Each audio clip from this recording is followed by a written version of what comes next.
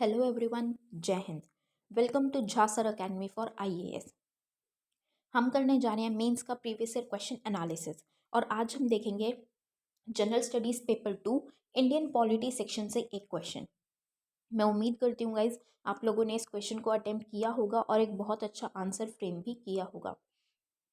So guys आज हम Indian party system के बारे में पढ़ने जा रहे हैं। बेसिकली हम थोड़ा सा पॉलिटिक्स से रिलेटेड पढ़ने जा रहे हैं कि किस तरीके से पॉलिटिकल पार्टीज का सिस्टम है इंडिया में, which is a very very important topic guys. ये भी क्या है कि जैसे हम क्रिमिनलाइजेशन ऑफ पॉलिटिक्स पढ़ते हैं या उसमें वेरियस चीज़ें जैसे करप्शन के बारे में हम पढ़ते हैं, तो ये ट्रेंडिंग चीज़ें हैं और ये हॉट टॉपिक्स हैं जो कि हमें न्यूज़ में भी डे टू डे देखने को मिलते हैं। So it is a very very important topic guys. इससे रिलेटेड आपको बहुत ही अच्छे और बहुत ही इंपॉर्टेंट पॉइंट्स आज मिलेंगे, तो इनको प्लीज़ अपने पास ज़रूर नोट करके रखिएगा guys. It will help you a lot in the near future. So session को शुरू करने से पहले गाइज, जिन भी स्टूडेंट्स ने हमारे टेलीग्राम चैनल ज्वाइन नहीं किया हुआ है वो जल्दी से डिस्क्रिप्शन बॉक्स में जाइए, वहाँ पे आपको लिंक मिलेगा। उस लिंक के थ्रू आप टेलीग्राम चैनल को ज्वाइन कर सकते हैं और उसका बेनिफिट आपको ये होगा कि आपको हमारी सारी पीडीएफ्स का एक्सेस मिल जाएगा जो आपके लिए फ्री ऑफ कॉस्ट अपलोड कर दी जाती है हमारे टेलीग्राम चैनल पे। जैसे कि करंट अफेयर्स की पीडीएफ है या फिर ये जो हम मेंस का प्रीवियस ईयर क्वेश्चन एनालिसिस कर रहे हैं इसकी पीडीएफ है। और साथ ही साथ आपको जो वीडियो लेक्चर्स प्रोवाइड किए जाते हैं उन अपलोड किए जाते हैं उनका भी आपको डायरेक्ट लिंक वहाँ पे प्रोवाइड हो जाता है। और गाइज जो भी स्टूडेंट सीरियसली प्रिपेयर कर रहे हैं मैं उनके लिए कहूँगी गाइज कि आपको करंट अफेयर्स के लिए कहीं भी बिल्कुल भी परेशान होने की ज़रूरत नहीं है, टेंशन लेने की ज़रूरत नहीं है। All just you have to do is आपको झा सर अकेडमी को करंट अफेयर्स के लिए रेगुलरली फॉलो करना है। कंसिस्टेंटली आपको बस अपना डेली 1 से 1.25 घंटा देना है, that is more than enough, क्योंकि हमारे करंट अफेयर से बाहर का आपके एग्जाम में कुछ भी पूछा नहीं जाएगा। और गाइस हमारा जीएस का pre plus page batch run कर रहा है, आप उस बैच को ज़रूर ज़रूर ज्वाइन कीजिए। उसमें आपको जीएस 1 2 3 4 के बिल्कुल ज़ीरो से तैयारी करवाई जा रही है, जहाँ सर आपको खुद मेंटोर कर रहे हैं उस बैच में। और आपको अगर आप उस बैच की डिटेल्स को प्रॉपर तरीके से फॉलो करेंगे और झा सर के द्वारा दी गई गाइडलाइंस को फॉलो करेंगे तो आपका एग्ज़ाम निकलने से कोई नहीं रोक सकता गाइस, आपका सिलेक्शन पक्का है। तो ज़रूर ज़रूर ज्वाइन कीजिएगा गाइस उस बैच को। और हमारा मेंस का भी आंसर राइटिंग बैच रन कर रहा है, आप ये बैच भी ज्वाइन कर सकते हैं, बहुत अच्छा है बैच है। आपको 500+ क्वेश्चंस की प्रैक्टिस कराई जा रही है इसमें और हमारी एक्सपर्ट फैकल्टी है वो आपके आंसर कॉपीज़ को चेक करते हैं और आपको मिस्टेक्स बताते हैं, इम्प्रूव करने में हेल्प करते हैं। और साथ ही साथ आपको हर एक क्वेश्चन के रिगार्डिंग एक सैम्पल आंसर भी प्रोवाइड किया जाता है और वीडियो सोल्यूशन भी दिया जाता है with proper explanation. So guys जो भी स्टूडेंट सीरियसली प्रिपेयर कर रहे हैं सिविल सर्विसेज के लिए वो इन बैचेस को ज़रूर ज्वाइन कीजिएगा। ज्वाइन करने के लिए आप नीचे दिए गए नंबर 9713282838 पे व्हाट्सएप के थ्रू आप कोर्सेज़ की डिटेल्स ले सकते हैं और कोर्सेज़ को ज्वाइन कर सकते हैं। तो चलिए गाइज अपना आज का सेशन स्टार्ट करते हैं। हमारा क्वेश्चन है, the Indian party system is passing through a phase of transition which looks to be full of contradictions and paradoxes. Discuss. भारतीय दलीय व्यवस्था संक्रमण के ऐसे दौर से गुजर रही है जो अंतर्विरोधों और विरोधाभासों से भरी हुई लगती है। चर्चा करें। ये question guys GS two Indian polity section से लिया गया और ये क्वेश्चन यूपीएससी ने 2016 में पूछा था। तो गाइज जब हम इस क्वेश्चन की बात करते हैं तो इसमें हमें ये बोला गया है कि जो इंडिया का पार्टी सिस्टम है, इंडिया पार्टी सिस्टम मतलब जो पॉलिटिकल पार्टीज का सिस्टम है वो एक ट्रांजिशन के फेज से गुजर रही है। कैसे कि जो ऐसा फेज जो कि पूरा का पूरा कॉन्ट्राडिक्शंस मतलब अंतर विरोधों से भरा हुआ है और पैराडॉक्सिस विरोधाभासों से भरा हुआ है। बहुत सारी वहाँ पे कॉन्ट्रडिक्शंस और पैराडॉक्सेस हमें उसके रास्ते में देखने को मिलता है। ऐसे फेज पे आ चुका है वो, ऐसे ट्रांजिशन पे आ चुका है फेज के। ठीक है, तो हमें उस पर डिस्कस करना मतलब हमें अपने व्यू पॉइंट्स देने हैं, उसके बारे में हमें बताना है कि इसका क्या मतलब है, क्या रेफरेंस है, कि आज की पॉलिटिकल पार्टीज हमें किस तरीके से देखने को मिलती हैं, क्या वो काम कर रही हैं, क्या मेंटालिटी के साथ किस पोस्चर पे वो रन कर रही हैं। तो हमें बेसिकली उसके बारे में बताना है सारा। So what we have to do in this question, हमें अपना इंट्रोडक्शन देंगे, हम थोड़ा सा इंडियन पार्टी सिस्टम किस तरीके से है, कैसे चलता है। उसके बाद हम अपने मेन पार्ट में पॉइंट्स के थ्रू हम ये बताएंगे कि भाई क्या कॉन्ट्रडिक्शन या हमारे पार्टी किस तरीके से, जिसकी वजह से हमें ये ऐसा फेस देखने को मिल रहा है कि वो कॉन्ट्रडिक्शंस और पैराडॉक्सेस हमें वहाँ पे देखने को मिलती हैं, विरोधाभास हमें बहुत ज़्यादा वहाँ देखने को मिलते हैं, किन किन रीजंस की वजह से। एट दी हम एंड हम कंक्लूड करते हुए अपने आंसर को फिनिश करेंगे। तो चलिए गाइज स्टार्ट करते हैं। The Indian party system over more than 6 decades after independence provides a contrasting picture of partial success, serious shortcomings and huge challenges। कि हमारा जो इंडियन का पॉलिटिकल पार्टी सिस्टम है, इतने सालों के बाद भी 70+ ईयर्स हो चुके हैं हमारे इंडिया की इंडिपेंडेंस को, इतने सालों के बाद भी आज जो हमें इंडिया की पॉलिटिकल पार्टी सिस्टम जो हमें देखने को मिलता है, वो सक्सेस तो अचीव की है उसने, बहुत अच्छी सक्सेस अचीव की है, लेकिन फुल सक्सेस हम नहीं कह सकते कि पूरा का पूरा सक्सेसफुल हुआ है। एक पार्शियल सक्सेस उसने अटेन की है, उसमें बहुत सारी बहुत गंभीर हमें शॉर्ट कमिंग्स कमियां हमें देखने को मिलती हैं, और बहुत बड़े बड़े चैलेंजेस चुनौतियों का भी सामना करने को किया जाता है, वहाँ पे चुनौतियाँ हमें देखने को मिलती हैं। The contradictions and paradoxes in the present phase of transition can be described as follows। कि अब जो हम कॉन्ट्रडिक्शंस और पैराडॉक्सेस देखने को मिलते हैं प्रेजेंट फेज में, जो इंडियन पॉलिटिकल पार्टी सिस्टम का हमें फेज ऑफ ट्रांजिशन देखने को मिलता है, तो उसमें जो भी कॉन्ट्रडिक्शंस हमें अंतर विरोध और विरोधाभास देखने को मिलते हैं, उनके बारे में हम बताएंगे कि वो किस तरीके से हैं। First is personality cult in politics. राजनीति में व्यक्तित्व पंथ। कैसे? Votes are sought in the name of the leader of a party rather than ideology of the party और पर्टिनेंट इश्यूज। क्या चीज होती है कि जो वोट्स लिए जाते हैं पॉलिटिकल पार्टी के द्वारा, ठीक है, जो पॉलिटिकल पार्टी वोट्स मांगती है जब इलेक्शन से पहले, जब वो वोट्स का प्रचार करते हैं कि भाई अपना चुनाव प्रचार करते हैं, उसमें तो उस प्रोसेस में क्या होता है कि जो अभी का ट्रेंड बन चुका है उसमें पार्टी की आइडियोलॉजी नहीं बताते हैं या जो इश्यूज हैं वो नहीं, बल्कि लीडर के नेम पे कि ये लीडर खड़ा है, मतलब वो ज़्यादा क्या होता है कि अब वोट्स वो उसके उस पर भी लीडर को भी करते हैं, और वो ठीक है वो थोड़ा सा अपने इश्यूज को भी बताते हैं कि हाँ हम आपके लिए ये करेंगे, हम ये करेंगे, बट ज़्यादा फोकस किस पे होता है? लीडर पे होता है। और जो सिटीजन्स हैं वो भी किस पे फोकस करते हैं कि अच्छा ये पर्सन खड़ा है तो हम इसको वोट देंगे। वो ये नहीं देखते कि कौन पर्सन कहाँ पे कितना अच्छा कर रहा है, या किस पर्सन की या किस पार्टी की क्या आइडियोलॉजी है, किस पार्टी का क्या एजेंडा है। वो उस चीज़ को सिटीजन्स नहीं देखते हैं। उनके हाथ में पावर है, डेमोक्रेसी है, सिटीजन्स के हाथ में पावर है, लेकिन वो उस पावर को प्रॉपर तरीके से यूटिलाइज ही नहीं कर रहे, क्योंकि वो पार्टी के हिसाब से नहीं चल रहे कि इस पार्टी की आइडियोलॉजी क्या है, क्या काम वो पार्टी कर रही है, या उस पार्टी का एजेंडा क्या है, बल्कि वो लीडर के उस पर चलते हैं कि अच्छा ये लीडर है इस पार्टी में तो हमें इस लीडर को वोट देना है, तो वो उस लीडर को वोट देते हैं। कभी ये जो चुनाव प्रचार भी होते हैं ना, उसमें ये चीज़ें बहुत कम बताई जाती हैं कि भाई हाँ ये लीडर मतलब ये पार्टी है और ये पार्टी का ये एजेंडा है, ये आइडियोलॉजी है, बल्कि जब ये बोलते हैं ना लाउड स्पीकर्स पे बोल रहे होते हैं, तो वो हमेशा ज़्यादातर क्या करते हैं, उस लीडर वो जो लीडर खड़ा है उसका नाम बोलते हैं कि ये लीडर है, इस वार्ड में है, ये है। वो उसकी डिटेलिंग देते हैं, ना कि वो पूरी पार्टी की डिटेलिंग दें कि पार्टी ये काम चाहती है, ये आइडियोलॉजी है, ये सब चीज़ें हैं। तो क्या हो गया, अब जो पॉलिटिक्स है वो पर्सनालिटी के बेसिस पे होने लग गया है, बजाय कि पार्टी का क्या काम करेगी और क्या काम करने के लिए वो इलेक्शंस में आई है। किसके लिए आते हैं? लोगों के वेलफेयर के लिए। तो वहाँ पे वो बताने की बजाय कि वो क्या काम के लिए, क्या सोच के, क्या मेंटालिटी के हिसाब से उनका एजेंडा क्या है, बल्कि लीडर के हिसाब से।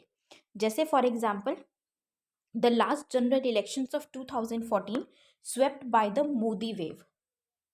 कि जो हमें 2014 के इलेक्शंस देखने को मिलते हैं, या उसके बाद जो हमें देखने को मिले हैं इलेक्शंस 2019 में, तो उनमें भी क्या हुआ है, किस उससे देखने को मिला है? मोदी वेव। हमें वहाँ पे सुनने को क्या मिला है? मोदी वेव है। तो क्या है कि पर्सनालिटी के हिसाब से हो रही है पॉलिटिक्स अब, बजाय कि पार्टी की एजेंडा से, पार्टी के आइडियोलॉजी से। ठीक है। Next is increasing influence of dynastic politics in the absence of inner party democracy. This, unlike other countries, say the US, where party members vote for candidates to run for presidency. अब क्या चीज़ है कि एक ऐसा influence अब बढ़ता जा रहा है, किस तरीके से कि ये नहीं बढ़ रहा कि पार्टी के अंदर भी डेमोक्रेसी को एस्टैब्लिश करने पे ध्यान दिया जाए, कि मान लीजिए एक पार्टी है तो उस पार्टी के जो मेंबर्स हैं कि वहाँ पे वो अपना एक कैंडिडेट खड़ा कर रहे हैं, या वहाँ पे प्रेसिडेंटशिप के लिए कि कौन किस पोजीशन पे होगा, कौन क्या काम करेगा, उसमें वो डेमोक्रेसी के हिसाब से, अच्छे एजेंडा के हिसाब से चलने की बजाय वो डायनास्टिक पॉलिटिक्स में घुसते हैं। मतलब डायनास्टिक पॉलिटिक्स का इन्फ्लुएंस बढ़ रहा है आंतरिक पार्टी का, कि वो अपने अपने मतलब बेसिकली क्या है, वो अपने अपने बेनिफिट के लिए करते हैं, अपने अपने स्वार्थ के लिए अब वो रिलेशंस बनाते हैं और उसी हिसाब से वो काम करते हैं, बजाय कि डेमोक्रेसी के हिसाब से जो काम के लिए वो एक्चुअली उस पोजीशन पे प्लेस्ड है, वो उस काम को करने की बजाय अपने काम के लिए, अपने बेनिफिट के हिसाब से वो काम करते हैं। तो ये चीज़ें बढ़ती जा रही हैं। जैसे कि अब ये दूसरी कंट्री से हमें अलग देखने को मिलता है। जैसे हम अगर यूएस की बात करें तो यहाँ एग्जाम्पल के तौर पे बताया गया है कि यूएस में जो पार्टी मेंबर्स हैं, जो पार्टी के मेंबर्स हैं, वो कैंडिडेट्स के लिए वोट करते हैं। किस लिए? जो प्रेसिडेंसी के लिए खड़े होंगे। मतलब वहाँ पे डायरेक्टली वोट नहीं होता, वहाँ पे पार्टी के मेंबर्स वोट करते हैं कैंडिडेट्स के लिए। बट यहाँ पे बेशक से सिटीजन्स तो वोट करते हैं, लेकिन फिर भी उसके बाद जो इनर पार्टी की डेमोक्रेसी है वो हमें देखने को नहीं मिलती।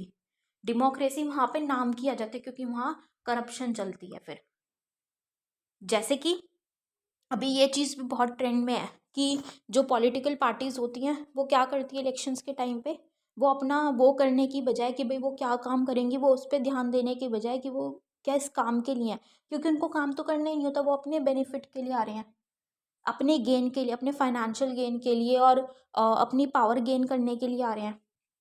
तो वो क्या करते हैं, जो गरीब लोग हैं उनको कैप्चर करते हैं, क्योंकि वो पॉपुलेशन ज़्यादा भी है और उनको कैप्चर करना इजी भी है। वो उनको पैसे देते हैं और उनको अपनी और वोट खरीद लेते हैं, बेसिकली वोट खरीद लेते हैं वो। तो क्या हो रहा है, ये डेमोक्रेसी के हिसाब से नहीं चल रहा, ये क्या हो रहा है, वो अपनी एक तरीके की डायनास्टिक पॉलिटिक्स ही कर रहे हैं वहाँ पे, उसका इन्फ्लुएंस बढ़ता जा रहा है, जिससे कि गलत पार्टी जो कि एक्चुअल में पावर में आती ही नहीं, लेकिन क्योंकि उन्होंने वोट खरीद लिए तो उस हिसाब से पावर में आ जाती है। ठीक है। तो ये हमें बहुत ज़्यादा देखने को मिल रहा है, इसीलिए बहुत ज़्यादा हमें इंडिया की पॉलिटिकल पार्टी सिस्टम में दिक्कतें भी बढ़ती हुई देखने को मिल रही हैं। Next is sharp erosion in the ideological orientation of political parties. राजनीतिक दलों के वैचारिक अभिविन्यास के में तीव्र क्षरण। Party dynamics in India has resulted in emergence of value politics with caste, religion, money and muscle power playing huge roles. अब क्या चीज़ है पार्टी डायनेमिक्स, मतलब कि हमें बहुत सारी पॉलिटिकल पार्टीज देखने को मिलती हैं, बहुत ही सारी हैं, कोई लिमिट नहीं है। इंडिया में लिमिट नहीं लगाई गई है कि कोई कि इतनी ही पार्टीज फॉर्म होंगी, ऐसा नहीं है। और वो एक अच्छे पर्पस से ही किया गया था, ये जो लिमिट नहीं रखी गई थी, ये अच्छे पर्पस के लिए ही किया गया था। अब इसके नेगेटिव में अगर देखें तो नेगेटिव में हुआ क्या है एक्चुअल में, कि किया तो ये गया था कि कोई भी पार्टी में खड़ा हो सकता है अपने काम के लिए, कोई भी अनरिप्रेजेंटेड ना रहे। लेकिन यहाँ पे बहुत सारी पार्टीज बन चुकी हैं और वो वैल्यूलेस पॉलिटिक्स के उसमें एमर्ज हो रही है, मतलब वो एक्चुअल में काम करने के लिए नहीं पार्टीज बना रहे हैं। ये जो इतनी हमें पॉलिटिकल पार्टीज देखने को मिलते हैं, सारी एक्चुअल में अच्छे काम के लिए नहीं है, लोगों के वेलफेयर के लिए नहीं है, लोगों के इंटरेस्ट में काम करने के लिए नहीं खड़े हो रहे हैं, बल्कि किस में हो रहा है, सबसे ज़्यादा इन्फ्लुएंस कहाँ पे हो रहे हैं वो, कि भाई जैसे अलग अलग कास्ट से, कि भाई हाँ हमारी कास्ट से, हमारी कम्युनिटी से एक बंदा खड़ा होएगा, हमारे रिलीजन से खड़ा होएगा, ये हमारे रिलीजन की पार्टी है, ठीक है, हमारी कास्ट की, हमारी कम्युनिटी की पार्टी है, ठीक है, या फिर वो पैसे के लिए कर रहे हैं, पावर गेन करने के लिए कर रहे हैं। तो ये चीज़ें हैं जिन्होंने एक स्टैंस ले लिया है, अपना एक रोल बना लिया, मतलब इनका हमें ज़्यादा रोल देखने को मिल रहा है। जबकि पार्टीज का मेनली एजेंडा क्या था, किस लिए फॉर्म की जानी थी और किस लिए इसको लोगों के हाथ में कमान दी गई थी इसकी, कि भाई लोगों के वेलफेयर के लिए काम किया जाएगा। लोग अपना एक व्यक्ति का चुनाव करेंगे जो उनको रिप्रेजेंट करेगा, उनके ही हित में, उनके इंटरेस्ट में, उनके वेलफेयर के लिए काम करेगा। लेकिन व्हाट टर्न्ड आउट हियर, अब ये पार्टी सिस्टम ने किस तरीके से ट्रांजिशन कैसे हुआ यहाँ पे, कि उन्होंने मतलब वो चीज़ जैसे हमें देखने को मिलती थी ना कि कास्ट डिस्क्रिमिनेशन है, अलग अलग कास्ट देखने को मिलती थी, तो वो उन्होंने अपनी कास्ट के हिसाब से ही करना शुरू कर दिया कि हमारी कास्ट से ये बंदा खड़ा होएगा या हमारी कास्ट की पार्टी होगी। रिलीजन में भी ये चीज़ आ गई, ठीक है। अब ज़्यादा पैसों के फाइनेंशियल गेन के हिसाब से होने लग गया कि भाई हमें तो पैसा कमाना है, फाइनेंशियल गेन करना है, या फिर पावर पे आना है हमें, तो उन चीज़ों के लिए पार्टीज़ का, पॉलिटिक्स का यूज़ किया गया, बजाय कि प्रॉपर रीज़न की वजह से जो होना चाहिए था। मेन रीज़न उन्होंने अडॉप्ट करने की बजाय किसका हमें रोल देखने को मिल रहा है, सप्लीमेंट्री का, जो कि बहुत गलत है। Next is end of single party dominance and increase in influence of regional parties. This resulted in nationalisation of regional issues. Also, unprincipled alliances were formed between political parties that do not have common ideology, resulting in politics of convenience to form coalition governments. अब क्या चीज़ है कि single party dominance नहीं है कि एक या दो पार्टी ही होंगी, जैसे हमें बाकी की कंट्रीज़ में देखने को मिलती हैं। फॉर एग्जांपल चाइना है, चाइना में टू पार्टी सिस्टम होता है कि वहाँ पे दो ही पॉलिटिकल पार्टीज हो सकती हैं, ठीक है। लेकिन इंडिया में क्योंकि लिमिट नहीं है, जैसे हमने बात की, तो बहुत सारी रीजनल पार्टीज भी बन चुके हैं जिनका हमें इन्फ्लुएंस बढ़ता हुआ देखने को मिल रहा है।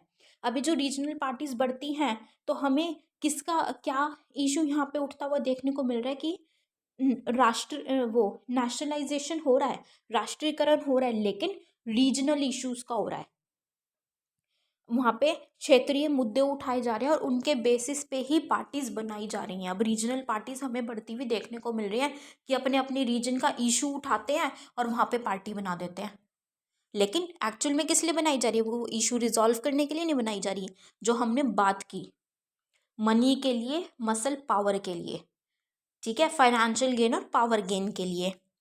और दूसरा क्या चीज़ भी हमें यहाँ पे देखने को मिल रही है कि अलग अलग अलायंसेस बनाए जा रहे हैं। जैसे कि एक वो था जो हमें 10th शेड्यूल में लॉ देखने को मिलता है, एंटी डिफेक्शन लॉ, वो लाया गया 52nd अमेंडमेंट, कॉन्स्टिट्यूशनल अमेंडमेंट के तहत वो लाया गया। क्यों लाया गया? क्योंकि लोगों ने इस तरीके से अलायंस करने शुरू कर दिए थे कि वो पॉलिटिक्स में अपने हिसाब से ही पार्टीज चेंज कर रहे हैं। बोलते वो नाम रखा गया था ना, आया राम गया राम। क्यों? क्योंकि वो अपने बेनिफिट के हिसाब से, जहाँ पे उनको लग रहा है ना कि मुझे गेन होगा, मेरा फ़ायदा है, वो अपने फ़ायदे के हिसाब से कभी इस पार्टी में आ रहे हैं, कभी उस पार्टी में जा रहे हैं, कभी इसमें आ रहे हैं, कभी उसमें जा रहे हैं। तो इसलिए उनको बोला आया राम गया राम। तब एंटी डिफेक्शन लॉ लाया गया। लेकिन अभी भी क्या चीज़ है कि पार्टीज अलायंस कर लेते हैं, मर्ज भी कर लेते हैं, अपने आप में एक अलायंस कर लेते हैं, जबकि उनकी कॉमन आइडियोलॉजी नहीं है। उनका जो एजेंडा है या उनका काम करने का जो तरीका है या जिस रीज़न से वो पॉलिटिक्स में है, वो उनका सेम नहीं है, आइडियाज़ उनके सेम नहीं है, उनका माइंडसेट सेम नहीं है। लेकिन फिर भी वो गठबंधन बना रहे हैं, अलायंस क्रिएट कर रहे हैं। तो क्यों कर रहे हैं? क्योंकि वो अपनी कन्वीनियंस के लिए पॉलिटिक्स में आए हैं, वो अपने बेनिफिट के लिए पॉलिटिक्स में आए हैं। तो अपनी कन्वीनियंस के हिसाब से, अपने बेनिफिट्स को देखते हुए वो कोलिशन गवर्नमेंट बना लेते हैं, वहाँ पे गठबंधन की सरकार बना लेते हैं वो वहाँ पे, राइट। जैसे कि हमें बीजेपी पीडीपी अलायंस देखने को मिला था जम्मू एंड कश्मीर में लास्ट टाइम, ठीक है। तो इस तरीके से क्या हो रहा है कि वो पार्टीज अपने बेनिफिट में ही सोच रहे हैं। जो पार्टी का मेन मोटिव था वो तो खत्म ही होता हुआ हमें दिख रहा है, वो बिल्कुल ही डिक्लाइन पे जा रहा है और अलग ही कुछ इश्यूज उठते हुए हमें उभरते हुए देखने को मिल रहे हैं। Next is multi party system, बहुदलीय प्रणाली। In contrast to other countries where there are two major parties, there are 7 recognized national parties in India in addition to dozens of regional parties. अब यहाँ पे क्या मल्टी पार्टी सिस्टम, वही point है जो हमने बात की कि कोई लिमिट नहीं है पार्टीज पे। जैसे हमने चाइना की बात की कि वहाँ पे 2 पार्टी सिस्टम है, लेकिन इंडिया में ऐसा नहीं है। इंडिया में हमें बहुत नेशनल रिकॉग्नाइज्ड नेशनल पार्टीज भी देखने को मिलते हैं और रीजनल पार्टीज तो हमें दुनिया भर की देखने को मिलती हैं। लेकिन उससे क्या होता है कि एक तो सिटीजन्स भी कंफ्यूज्ड रहते हैं कि कोई कुछ कह रहा है, कोई कुछ कह रहा है, वहाँ पे प्रॉपर तरीके से काम नहीं हो पाता और वो क्या है कि उनमें कंपटीशन सा हो जाता है, लेकिन वो कंपटीशन हेल्दी कंपटीशन नहीं होता। कंपटीशन अच्छा होता है लेकिन वो हेल्दी होना चाहिए, ठीक है। तो उसकी वजह से भी क्या हो रहा है, पॉलिटिक्स एक अलग ही गेम सा बनता चला जा रहा है, गेम बन गया एक तरीके से, किसका, मनी का, पैसे का और पावर का। इसलिए जो उसका मेन मोटिव है वो हमें डिमिनिश होता हुआ, बिल्कुल इरेज होता हुआ दिखता दिखता हुआ जा रहा है। ऑन द कंक्लूडिंग नोट हम क्या कहेंगे, the party system can be said to be moving from social cohesion to fragmentation and from a stable pattern to fluidity.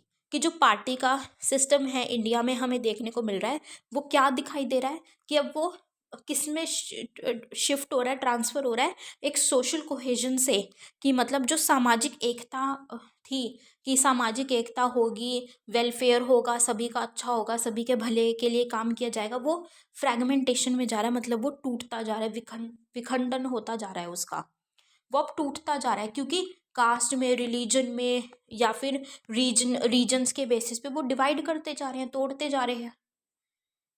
And from a stable pattern, एक जो स्थिर होता था, स्थिरता थी, वो स्थिरता से फ्लूइडिटी पे जा रहा है, तरलता, मतलब कि वो फ्लेक्सिबल फ्लूइड होता जा रहा है, प्रॉपर तरीके से पैटर्न है ही नहीं किस तरीके से काम होगा। तो इसको ठीक करने की बहुत ज़्यादा ज़रूरत है, इस पर ध्यान देने की बहुत ज़्यादा ज़रूरत है। दैट मीन्स पॉलिटिकल रिफॉर्म्स की बहुत हमें हमारी कंट्री में ज़रूरत है। So this was all for this question guys. I hope you all have like this analysis. अपना फीडबैक गाइज हमारे साथ कमेंट सेक्शन में ज़रूर शेयर कीजिएगा। So with this we end up this session today here guys. Thank you so much, have a great day ahead. जय हिंद।